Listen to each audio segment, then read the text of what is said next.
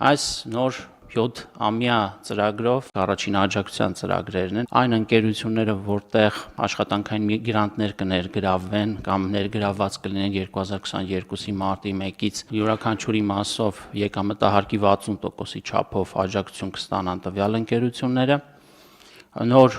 աշխատաշուկա մուտք գործող աշխատակիցների մասով կրկին եկամտահարկի 60%-ի չափով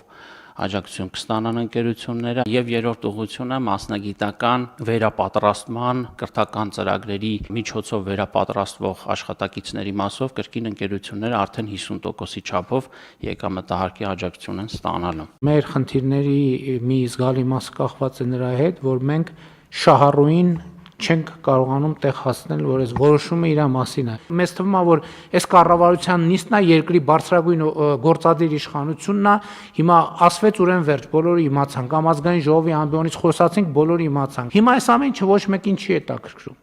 Հիմա բոլորին հետաքրքրում է, թե վարչապետ այս ժամացույցը որ կապել է, ով որտեղից է գողացել, քանի հատ ադամանդի քարկա մեջը ինչ միջուկային ռեակտոր է տեղադրված եւ այլն եւ այսպես շարունակ։ Սենց մի հատ բան դնենք,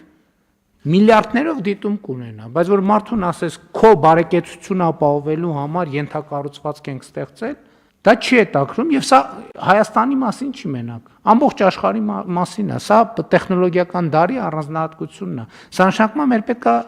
ջանք գործադրել, մեր գործը ինչ է, պետքա մարդկանց հետ շփվենք, պետքա բոլոր հնարավոր շահառուները իմանան դրա մասին, հրավիրեք նախարարություններ, դուք գնացեք ձեռնարկություններ, կազմակերպեք քննարկումներ մարզերում, Երևանում, աշխատանքային կոլեկտիվներում, պետքա տանել այս հասցնել մարդկանց, որովհետև սա մենակ ընկերությունների մասին չի, սա երկրի զարգացումը ապահովելու մասին է։ Մենք որոշումը կայացնում ենք դնում դարակը, որոշումը կայացնում ենք դնում դարակը։ Որոշումները պետքա մտնեն կյանք, որոշումները պետքա մտնեն կոնկրետ ոլորտներ, պետքա մարդկանց հետ խոսենք։